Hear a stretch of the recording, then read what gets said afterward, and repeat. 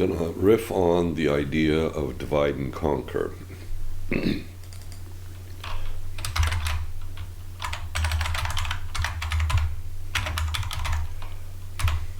A divide and conquer is a motherhood issue. Yes, it's a good idea to do divide and conquer, but I don't think it's being done enough. So how to achieve divide and conquer? Well, one is we want to minimize data. Another possibility for that is to assume that everything is a fractal. Everything breaks down into two parts. One is there's a what I call a leaf and what I call a composite.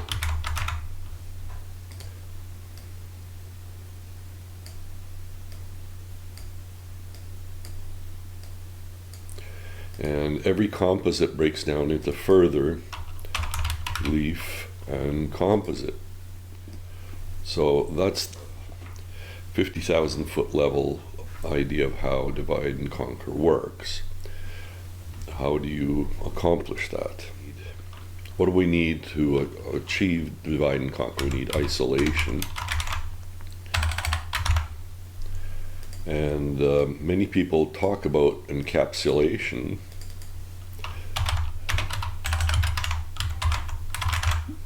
But encapsulation is not enough. It leaves out, it omits control flow. Object-oriented does encapsulation. The first time it became popular was when Smalltalk was introduced. There were things that came before Smalltalk, but Smalltalk brought in all the ideas. One way to encapsulate things and include control flow is the Unix philosophy, Unix processes in the pipeline, is that Unix processes give us isolation. Smalltalk gives us encapsulation but omits control flow. On the other hand, the process model is like a sledgehammer. Something that needs to be explored is the idea of closures, or explored further. We have closures. Do they give us isolation? Can we employ them for isolation? The ideas for closures have gone to continuation passing style, and the problem with continuation passing style is that it is the ultimate, it's the ultimate go-to. Another way to achieve divide and conquer is to use layers for everything. So there's layers for development, layers for data. So let's look at development for starts. So what we've learned in other disciplines is that development should be divided up into a number of sub-disciplines. Architecture, engineering. Engineering is not coding. It's providing details. There's implementation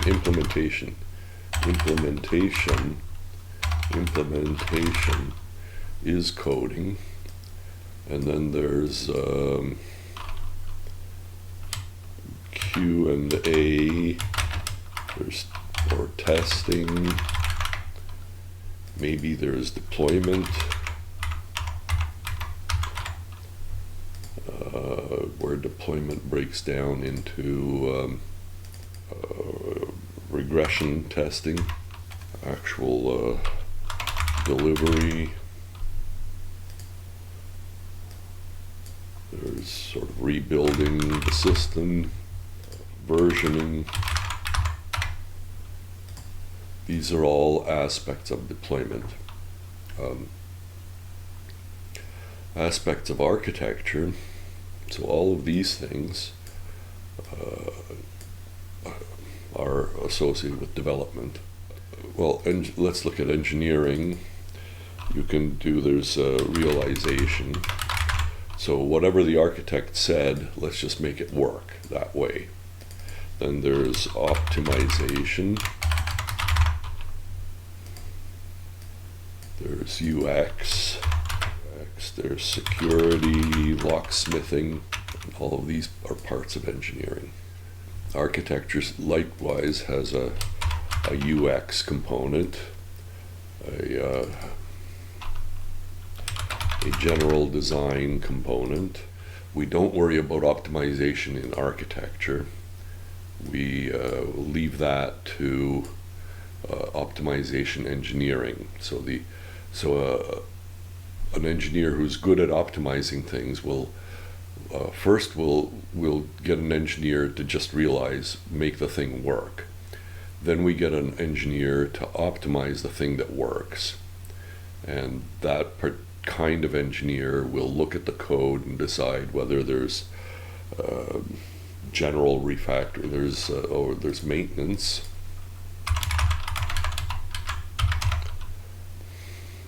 What is that? That's not even deployment. That's kind of, where does that belong? Maintenance. One needs to refactor for maintenance. There's DRY that belongs to maintenance. We'll notice that DRY, repeat yourself, is used in architecture, but DRY is really an idea behind maintaining the code, making it better. Again, you chop that up into little pieces, into a layer, a maintenance layer, then the architect doesn't have to worry about it, and can basically just design what he needs to design, express it in some form. He's got to have some form to express it in. So in traditional architecture, we take a blueprint, and the engineer also gets a blueprint, creates a blueprint, and he hands that blueprint off to implementation. The architectural blueprint, well, it's more like let's not dignify it with the word, it's more like a design drawing. So the architecture comes up with something like a design drawing. The engineer looks at the drawing, fills in dots all the I's, crosses all the T's, fills in missing cases, and so on, and then produces a blueprint of how the thing should be implemented. He hands that blueprint off to the implementer. The implementer team then codes up the solution, and they may need to go back to engineering and say there's pieces missing here, we need to stop and think. The implementation should happen at the speed of typing, so you should be able to touch type and just look at that's the goal of implementation. Currently that's not the way it happens. And currently we expect developers to do all of these roles. Basically all of this stuff is done by one team of developers. If you divide the team of developers up into people who have experience with lots of different paradigms, they might be called architects. Then there's engineers who are very detail oriented and figure out how to make things work.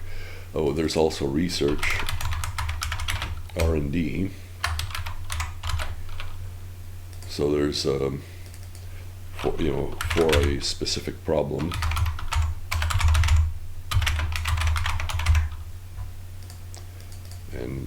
general R&D, and these two things. So if you look at what we ask developers to do right now, they're doing just about everything under the sun.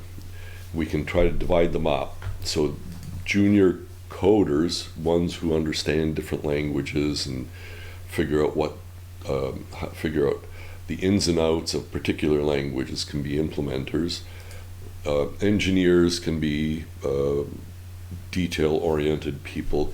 They don't need to do coding, but they do need to create blueprints. At the moment, we don't have a blueprint technology. I'm suggesting diagrams and I will show in a different talk how to how to transpile diagrams into code.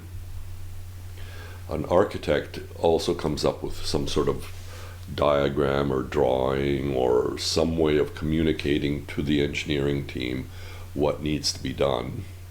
The architect explores the problem space. Physicists do that also. The way physicists work is they come up with a notation to express the problem, and then they use that same notation to express or to invent a solution to the problem. And an example of that might be Feynman diagrams. Took out all the details and drew diagrams of what he wanted to think about, and then he used the same diagrams to think about the problems and to come up with solutions to the problems. In many ways, this is sort of an architectural kind of thinking. We would have thought that physicists go under R&D, but in this particular case, what I'm talking about is the way to layer, the way to divide and conquer a problem into first use divide and conquer to find a notation. So divide and conquer consists of find a notation is one. Next step is express the problem using the notation. Think about the solution, and then express the solution using the notation. Again, none of this stuff happens in one fell swoop. As we think about the solution, we may find things that affect the notation, and we'll go back and modify the notation and come around and modify the problem with more detail and so on. And what we're really doing is this business here. We're fractalizing a problem. So we're taking a piece of the problem, we figure out what to do with it, how to solve that piece, and the rest we leave alone. And later we come back to the rest, or mentally, not even later, we can jump between solving a piece of the problem and solving the bigger problem. And what we do, we end up breaking down the problem into a leaf and a leaf node and a composite node, and then we keep doing that over and over and over again. That's what we're doing here. So we think about a solution. If we find that our thoughts need to modify the notation, then we modify the notation. We come back, we fix up the expression of the problem. We continue thinking about the solution. When there's no more things that we want to add to the notation, we start to think about how do we express the the solution using the notation, and once we've got that, then we can stop solving that particular leaf problem and go on and find another and break down what's left into more pieces. Something else we want to do to achieving divide and conquer is to normalize, let's say, everything we can normalize. Can we normalize the data?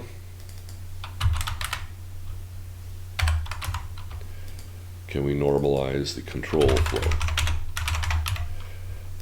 We've already, believe it or not, we've already looked at how to or as a profession, we have figured out how to normalize control flow, and it's called assembler.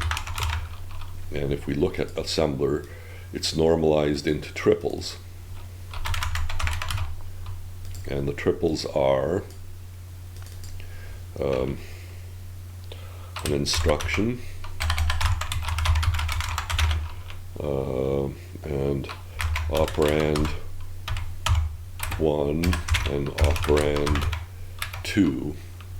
And in fact, there's better names for that. Let's call it a relation and a subject and an object. So when we say move R1 into R0, we're basically looking at a relation subject-object. We can do the same with data. And again, here we want to do the same thing. I want to go back to triples. Often appears like this: relation, subject, and object. Or that's the way it appears in prologue.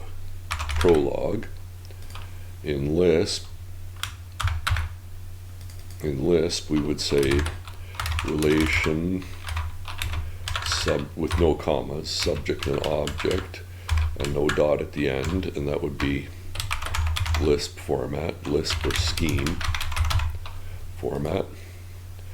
And say in JavaScript, we would say relation subject and object.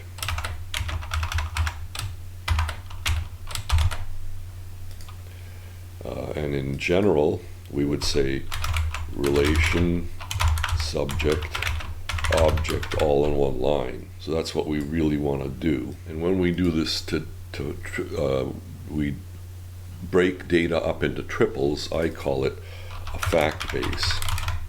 Something in this format is a fact base. If I go back to layers, I can also think in terms of time.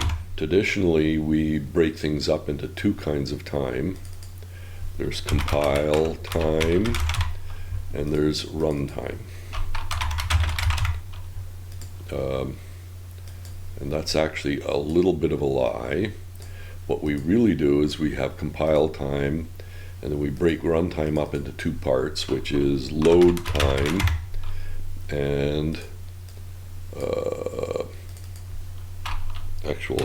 I'll call it steady state. That's a state machine term. So runtime breaks down into two things. And in compile time, what we found is we do type checking, and we do code emission.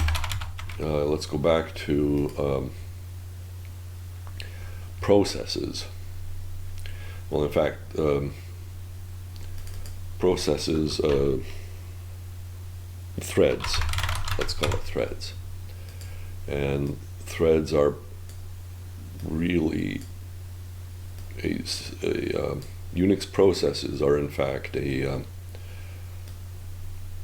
kind of thread, and a thread itself is a sledgehammer approach to things. So I'll take that out of here, put that over here. And one of the problems with threads is thread safety, which is really, it's an accidental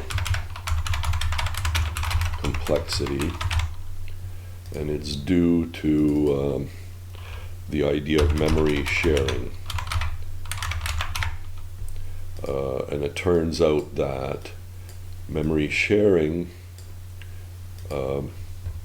is itself an epicycle that we've added to make things harder for ourselves. You don't actually do memory sharing in a properly concurrent system. A properly concurrent system consists of multiple computers. Each computer has its own CPU and it has its own memory and thin wires that connect them. And we don't share memory between the two types of computers. So all of this stuff from here down, thread safety, there's no such thing as thread safety. It's an accidental complexity that we've added to the problem ourselves. Let's talk about minimizing data. The best way to minimize data is to restrict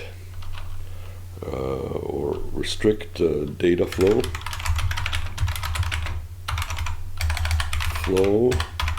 Minimizing data, we want to put the data into layers. I've said that up here. I'm going to delete that one from there. And how do we put, well, that comes into scaling. And scaling turns into the problem of parent-child structuring layers. And I propose a law that says the parent, well, in fact, I should have probably broken this up into two different parent or child layers. I'll leave that. So there's a parent and there's a child. So what can the parent do? The parent can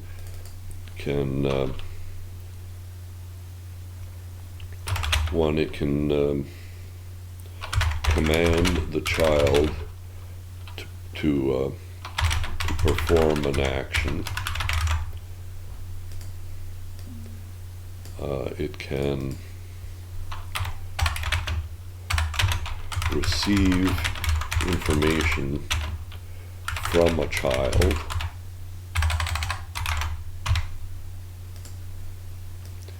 and it can pass information.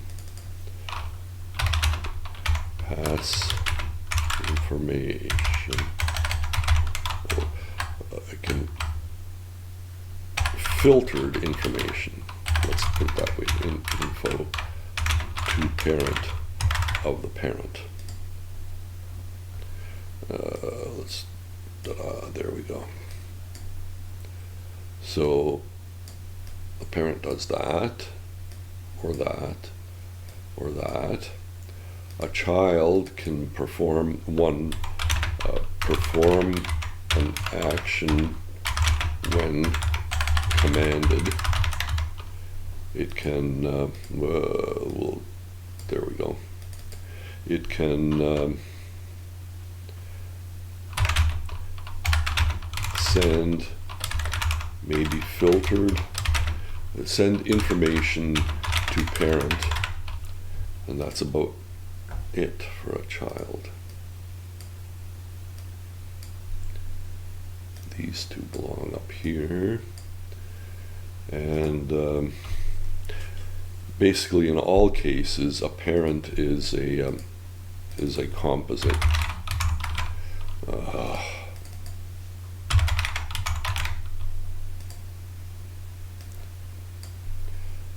No, wrong.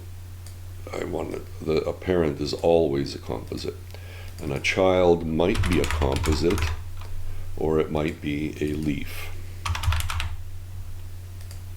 We don't know, well, in fact, what we'll say is,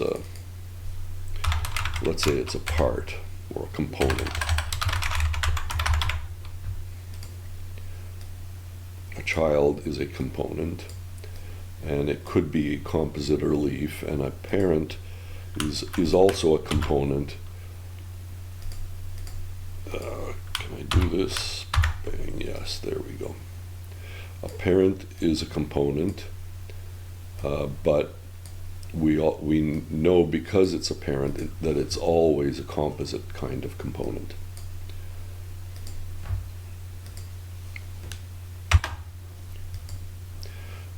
If we look at restricting data flow, the goal would be to have exactly one input and exactly one output. We can see that functions and libraries fall well short of that goal. Message passing, on the other hand, so I'll put libraries aren't very restricted. They have many inputs, and then they have hidden dependencies, and then they have say one output. Let's just say that's the case. Again, so they're not very, so libraries don't actually satisfy this constraint of restricting the data flow. What does restrict the data flow is message passing. Message passing can call send, and it can, in essence, receive. I like to put spaces between my parentheses. So message passing does satisfy this goal. The one problem with message passing is that it's usually done as a flat system, and that usually leads to failure.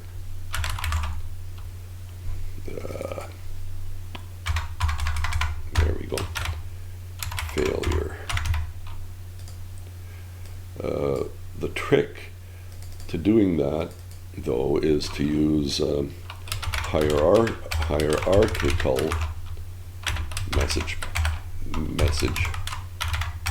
hierarchical message passing,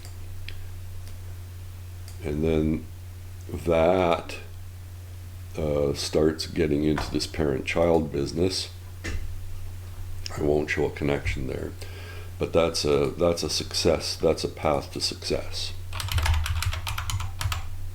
Let's put that in here just as a reminder that if you do message passing in a flat way, it will fail at some point and will not scale. If you do it as a hierarchy, in this kind of hierarchy, then you will get further and possibly succeed in solving more new problems than you could the flat way.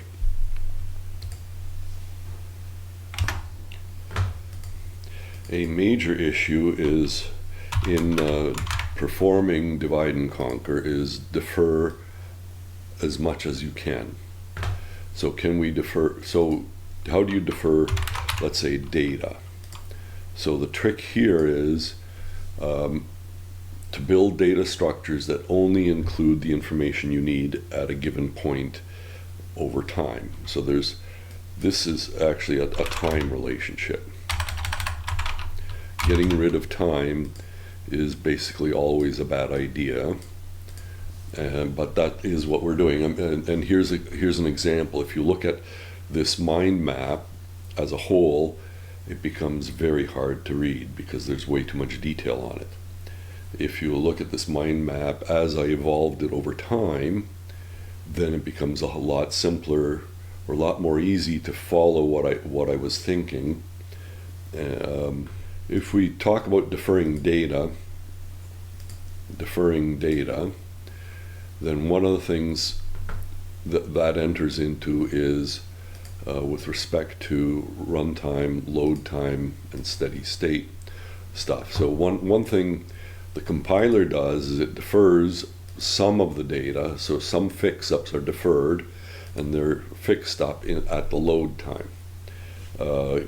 What we want to do is do that in the extreme. So instead of one big compiler that does everything, we want a compiler that only does the type checking, and then we want to leave the type checked code with a bunch of holes in it saying I haven't done this other stuff, and then we want to pass it to another processor or another thread or process or function, whatever we want to, however we want to chop it up, and then we want to add to the type checked code more information.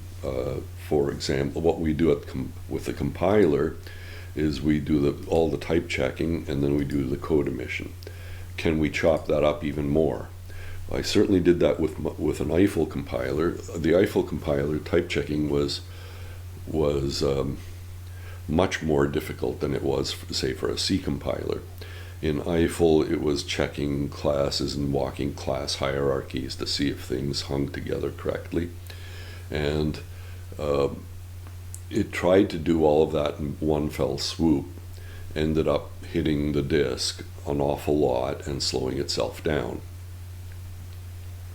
One way to break out of that was to break up the type checking into phases. So what can you type check given the source code? Type check the source for a single file, and then you can break that up into type check the system. We tend to lump both of these together, and that's what was happening in the Eiffel compiler. And the way I broke it up was that I just slit the compiler into two passes. One that looked at a source file and said, what type information can I glean from this source code? And all this other stuff is, I don't know, but I know I'm going to need it. So I left tidbits in the, let's call it a .o file format, or an intermediate .o file format that went from here. It created an intermediate .o, and then it went to here and created a full-blown .o, and then that full-blown .o went to the load time.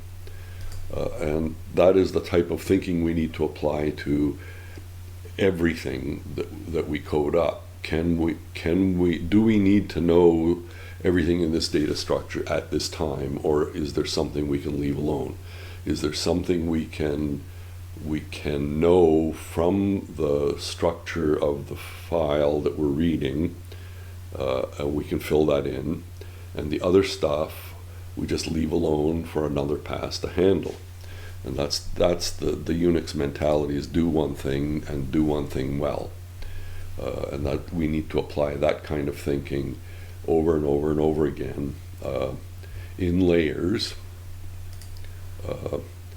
as we build a system. So at the moment we have only two layers. We have the source code for a system, and we have the big flat compiler for the system. And that's the way we also design languages at the moment,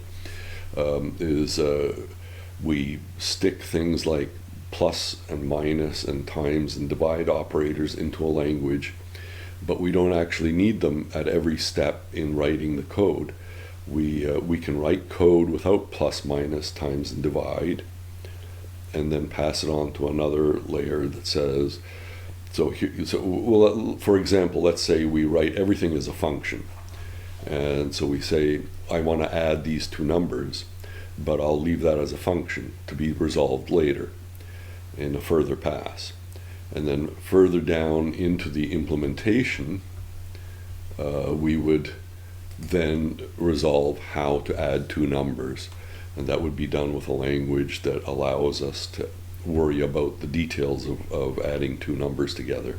The details are kind of things like, is it a float, is it a double, is it a big num, and we call different kinds of libraries for each of the kinds of things.